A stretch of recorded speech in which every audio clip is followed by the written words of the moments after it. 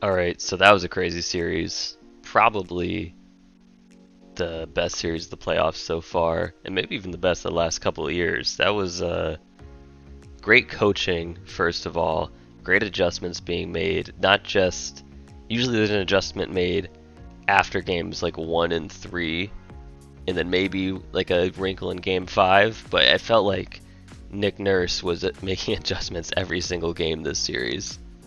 And I mean, hey, they definitely had the worst team. Like the Boston is the more talented team, and if Toronto was able to steal this series last night, that would have been highway robbery. Like that shouldn't have happened. In the NBA, the best team typically wins 90% of the time, and this had a chance of going the other way. But I don't want to also shit on Boston and their coaching because Stevens adjusted well. Those starters for Boston, I thought missing Hayward wasn't going to be as big of a deal as it was. But man, they had to play a lot of minutes. They definitely got tired.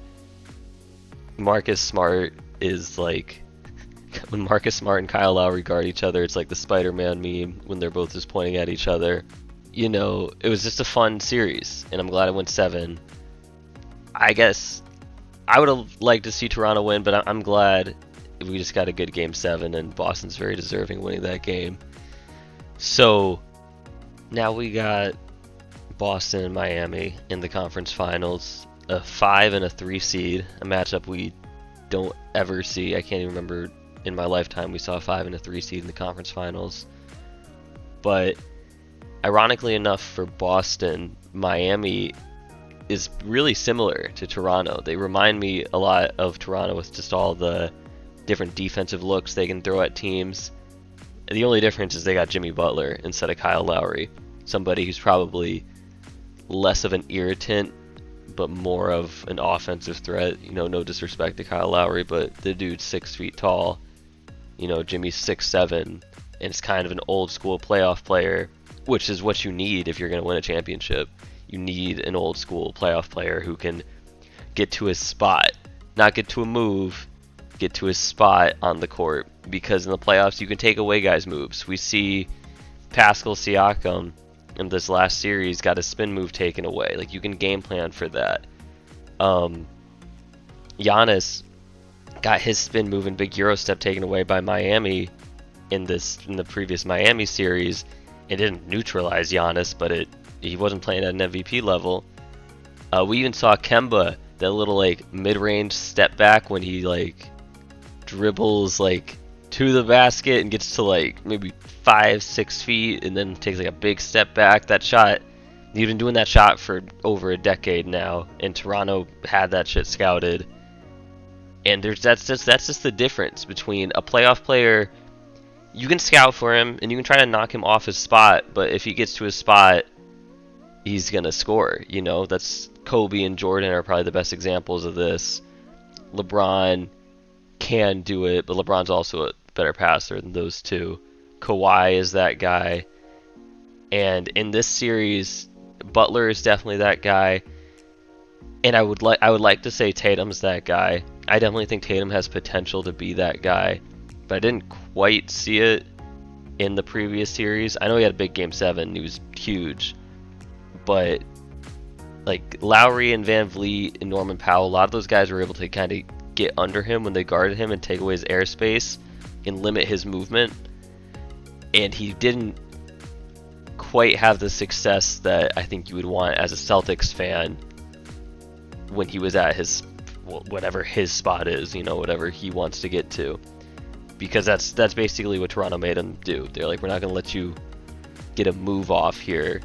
You're just going to have to make your play from a standstill position. So as far as like bucket getting playoff guy, I think I'm going to give the slight edge to Jimmy over Tatum, but I could very well be wrong on that, and I'd be happy to be wrong on that. The rest of that Miami team, similar to Toronto, is long. You got guys like Iguodala, Jay Crowder, Derrick Jones Jr. All these guys can switch 2 through 4 and 2 through 5 if Boston decides to go small, which I don't think they should. I think they should probably keep Tice out there as much as they can. Tice's been really solid, and he's a guy that you don't have to run offense for. He can protect the rim, set good screens. I just think they're a better team with him on the floor than him off the floor.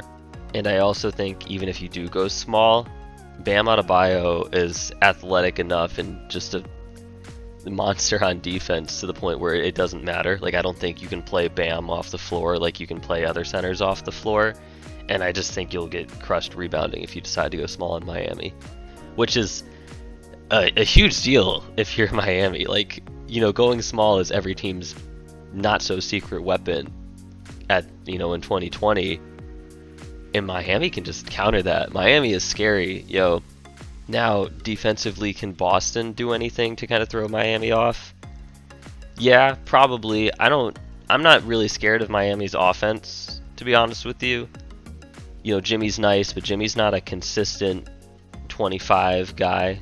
Well, you know, we've seen it from him. Last year for Philly he was, but we haven't seen it from him yet this year. So maybe he still is. It's just he hasn't had the need to do it because his teammates have just been playing so well.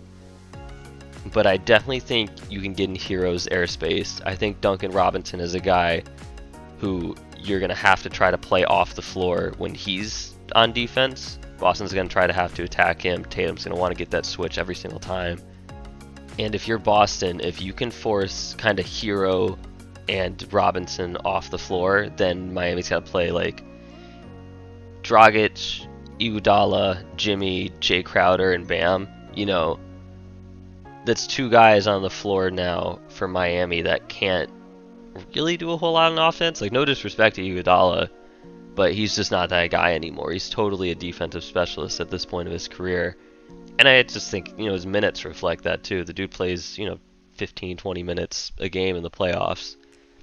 But who knows, playoff Iguodala might come and bite me in the ass on that take.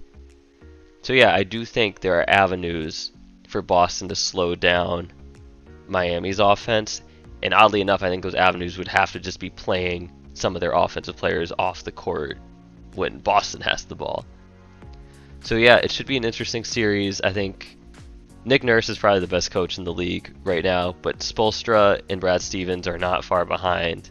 It's going to be a great matchup of wits and just basketball knowledge, man. It's going to be a great basketball nerd series.